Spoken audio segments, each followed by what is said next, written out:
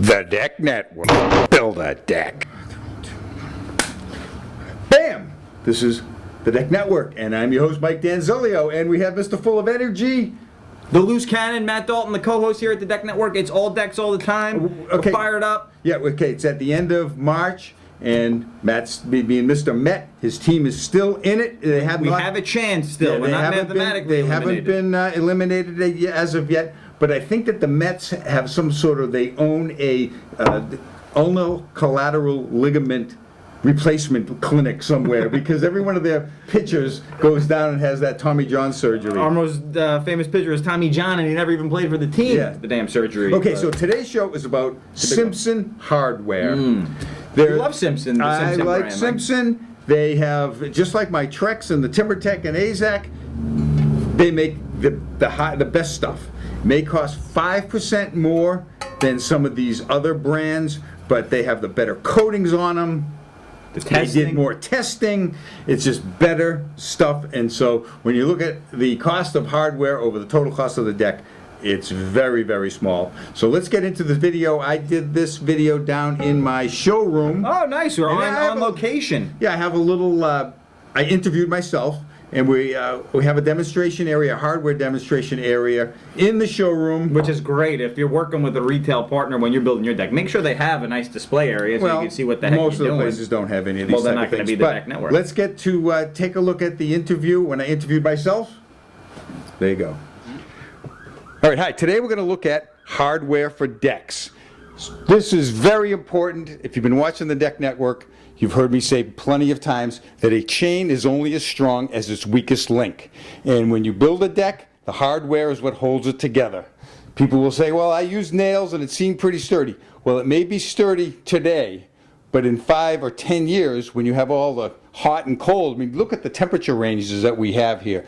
The product expands and contracts. You get hot, cold, humid, dry. The products move around and it gets weaker over time. So that's why you have to have proper hardware. And as a rule, we have to have what's called a solid connection from the footing up to the frame. So everything has to be locked together. So we have, of course, we have a 12-inch sonotube depending upon the code requirements for your state or area. In where we are here in New York, it's 3 feet down, and you always need to have about 3 or 4 inches above the grade. That just looks better. It keeps the water away from the wood. So we have the cement footing. Then in this particular case here, we have a 6x6 post. So we have this part here, which is an ABA 66Z, and we have the anchor bolt. It's a 5/8" anchor bolt that goes into the sonotube. And then if we're going to use 4x4s, so if our deck is less than 5 feet up in the air, we can use 4x4s like we have here. We have, this is again is an ABA 44Z with a 3/8 or a 1/2" anchor bolt. We have our post. Then we have our post to beam or girder connection. So if we have a 4x4, then most of the time we're going to use a double 2x12 or a double 2x10, and we'll have this little part here that's going to fit. It's 3.5 inches one way and 3 inches this other way, and that fits right on top of there, and a double 2x12 will fit in there. This is the BCS 2-24Z. And then when we go to the larger post, the 6x6, it's this one here. So it's 5.5 inches this way, and it's 4.5 inches the other way. 4.5 inches is going to be the width of a triple 2x12. So that's what we see up on top of here. Then we have to have our solid connection from our beam to our joists. So some guys will use the H1. Marcos, where's that H2.5Z? Oh, right here. Or an H2.5Z. Very inexpensive. They're only 49 cents. This one may cost 89 cents. And that is from our beam. Marcus, if you can come up underneath here, you can see this is where we have it. From our beam to our joist if we're using a cantilever. Now you always have to use joist hangers. Now, even if you have a cantilevered beam that's coming out past your joists are coming past your beam, you still have to use joist hangers because you're usually going to be putting railings on here, and this is what holds the beam on, or the double box, or your double ledger board, and that's what your railings are held onto. So if you just have some nails going into that, after a few years, you could push that right over. So again, Marcos, if you can come up here, you can see the joist hangers. Inside here, everything has to have joist hangers. So this is a LUS 28Z. These are all made by the Simpson company. I like Simpson because if you've been watching the Deck Network, you've heard me say plenty of times, stick with the name brands. They have higher quality. There's a few other brands that make joist hangers, but they don't have the coatings. This has a triple zinc coating on it. Now, there's no time that these are ever going to last for. It depends upon your environment. If you're really close to the ocean, it's not going to last as long. That's why a lot of times we'll look at plans and they'll say, if you're less than a mile from the ocean, you have to use stainless steel hardware. Now, everything corrodes except for gold, platinum, and palladium. And of course, you would never use joist hangers or any hardware on a deck made by any of those because they'd cost more than the deck. But stainless steel hardware, it's going to hold up a lot longer in a highly corrosive environment. Now, if you live right next to a highway, up in where we are in the Northeast, we got everything's compacted together, and we have highways everywhere. They use de-icing agent, salt, on the road in the winter, and when that stuff gets wet and evaporates, it comes down on your deck. Now, it may not do anything to your decking, but that salt is going to go down into your deck and corrode out your joist hangers. Now, this is the most important part about joist hangers, and this is where people cheat all the time: the nails. When you're putting a joist hanger up against a ledger board, you use the 1.5-inch nail, not a sheetrock screw or a roofing nail, because these are designed to have a certain amount of what we call shear-off strength to them.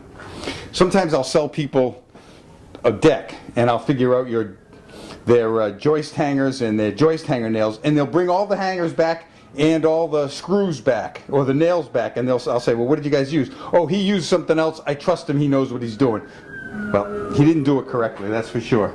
Now, you use a 1.5-inch nail into this way here. I think it's a number 10, so that's the gauge of it. That goes this way. But this is what only a few very good contractors do.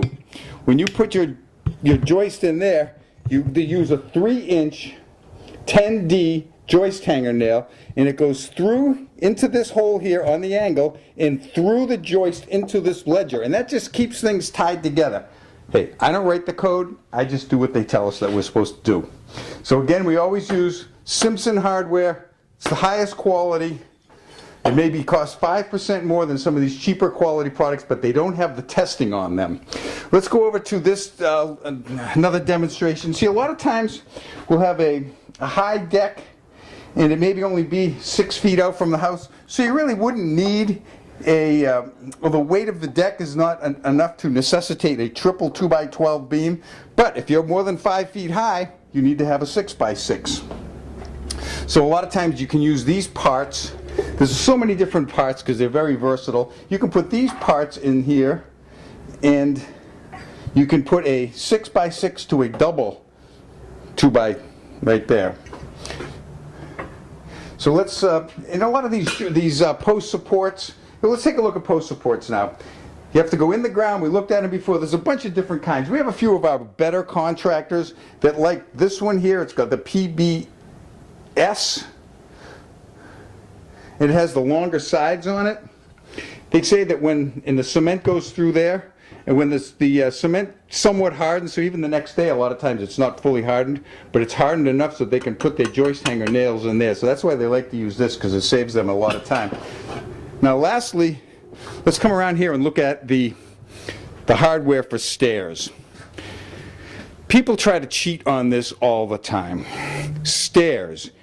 When you have your stairs, they have to be stronger than the rest of the deck, because a stair has concentrated weight on it. If you're walking up your deck stairs with a refrigerator, a pool table, or a piano, you're going to have a lot of weight in one concentrated area. So you need to make your stairs very strong. And these pieces of hardware are so inexpensive that it actually costs more to not use them than to use them. Now, Marcos, can you come around here and let's look at this front side here? This is the LST A18. I'm not saying that this is the only way that you can build these, but this is the way that I've came up with, and it really works well. Anytime we've ever had an inspection on any of these decks that I've designed, it's always passed. So our stringer is usually one step down from your frame. So how do you attach your stringers to your frame and get a good solid connection? So we use these straps. They're about $1.50 each. Now if you have a 4-foot wide stair, you're going to have 5 stringers, 12 on center plus the end, so that's 5 of them. You put one here and one at the other end, and then on the back side also you'll have your joist hangers in there. You're going to have your solid connection with your engineered shear off strength, extremely important. And then this is another product that they just came up with, I don't know, maybe about 5 years ago, but I loved it as soon as I saw it because I knew exactly what it was for. It's an LSC, and it's a stringer strap. You go, it's straight, and then it's kind of perforated so you can bend it to fit in. And Marcos, can you come right here? You can see where this goes in here. And that holds your stringer to your piece that you put below here, and you have it all tied in.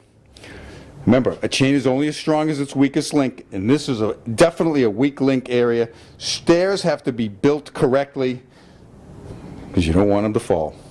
You're going through all this expense to do these nice decks with these beautiful parts, all the composite decking and the railings and all these other parts, and if you $200 in hardware, and that's going to ensure it that it's going to hold up for the life of that deck. All right, that's it for now. All right, Matt. That was a great guest you had on there. He looked familiar, like I knew him from somewhere else. I had some difficulties with the sun coming through the window. It was brightening up the video, closing. I mean, it was very impressive. Cameras. You look at the piece of fastener, and you know it's the H2.5Z, and you're rattling off these numbers. We deal with very these impressive. products all the time, and you remember that from when you did your deck at your house. We'd used all of this hardware. The stairs were built just the way we show up down there. Everything with Matt's deck. Now, Matt's deck was a freestanding deck, so it wasn't attached to the house. No cantilever. Yes, because there was a cantilever on the house, you can't really attach a deck to a house that they don't have the bearing. So that's another show somewhere. But if you could go back and look at the shows back in the Deck Network library, there was 3 shows that we worked on your deck. Yep. That was the last time I put a tool belt on, was at Matt's house. And it was impressive to see. He could still get out there and mix it up. Practice is what he preaches in regards to this, this deck world. The hardware, it's just... Seems like a lot of different ones. I just can't stop emphasizing the importance of using the correct hardware. A chain is only as strong as its weakest link, and the weak link on a lot of these decks is hardware. Yep. These decks, you could build a deck and have the railing nice and stiff now, but in 10 years it may be real wobbly. People come up to our store on the showroom. We have all sorts of different decks and railings set up, and they're always hanging and swinging on the rails, and they say, wow, these rings are really sturdy. I go, it's got to be built correctly. He said, well, if I buy this rail, will it be this sturdy? And I say, it's not the rail that's sturdy, it's how it's attached to the deck. And it's the how good of a carpenter that put it together. There are all sorts of techniques to get these things super strong, whether it be bolting it all around. I like blocking it all around, but that's for a different show. Blocking it and putting plenty of gun nails in it, and these things don't move, and we've seen them go for many, many years, and they don't move at all, because we have temperature fluctuations. We're in the Northeast, we had it was 0 for a month, and then it can be 100. Yep. Now, then the decks itself, if it's a dark color, it'll absorb the heat. And I've been out with these infrared thermometers on some of these decking boards, the darker brown colors, 160 degrees. Wow. So we're right there. We don't get too far below 0 around here, But so there's a 160-degree temperature range right there. So you can even get more of that. If you're in Minnesota, if you get down to -50, you know it'll get up to 100 at sometimes in the summertime. And if you have a dark colored deck, you got a 200-degree temperature range. That's amazing. Then see, people say, well, why do decks they look worse over years? It's because they're out in the elements. It's dry, it's raining, it's hot, it's humid, all sorts of different atmospheric fluctuations. If you were to buy a cabinet, now we're right here on this furniture row here, and if you went in and bought the nicest cabinet you can find and put it out in your backyard or in the woods for 3 years without touching it, you'd go out there and look at it, it'd be a pile of sticks, because you got all the glue would separate, everything would just rip it apart, it would fall down the ground, and it would just be firewood at that particular point in time. So all these elements are going to be testing the strength of how you have it fastened. So just building something with nails isn't as good enough anymore. Yep. And sometimes the screws really hold well, but screws have to be engineered to hold a certain weight.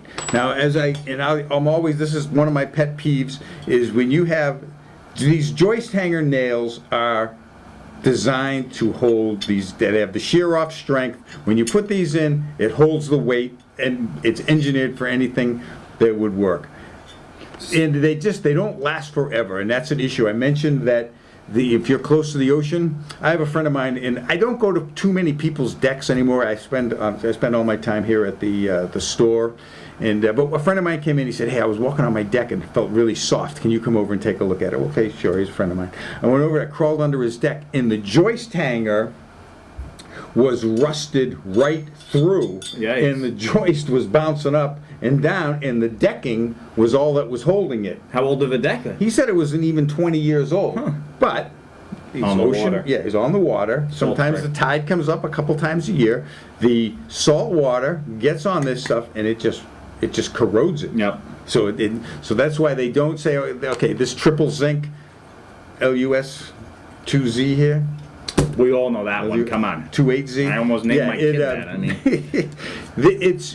it doesn't have a time that it's guaranteed for, because it could go 30 years if it's in a dry area and or it can go 10 or 5 if it's getting salt water splashed on it. It's not going to last. Same thing with stainless steel.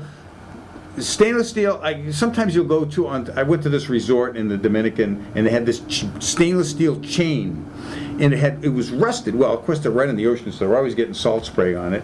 But it was stainless steel. Even if it's 304 stainless steel, you're going to get a little bit of rust on it. And so people don't want to see that. And that's how, if you saw the show where we had the TimberTech and AZAC cable rail system, they use 316 stainless steel, and you are not going to get, very difficult to get some sort of corrosion on that type of products. So you're saying, Mike, we should have used sheetrock screws for this thing? Sheetrock screws or roofing nails. Forget it. Yes, when I used to build decks, we used to tear decks apart, and we'd see some of the stuff. We'd take pictures of it. We'd call it the wall of shame. With some of these, all bad the way applications. things that were built, and that was the biggest one, was either sheetrock screws or roofing nails, and you'd go, and the joist hanger would look okay, but the roofing nail was rusted right through, and it wasn't even holding anymore. So build it right, use the right parts. Use the right parts. The Simpson company, they do the best testing. I happen to like them. They have great stuff. That's it for this show on Simpson Hardware for decks. We want to thank our guest, Mike, who was a guest on his own show. Very impressive how we did that through. Yeah, your humble correspondent. He's always trying to keep something going here. And if you want to email the humble correspondent, Mike at the Deck Network, Matt at the Deck Network, any questions, comments, concerns, any topics for future videos that you want to see here on the Deck Network, hit us up. Okay, that's it for today's show. See you next time. Bye.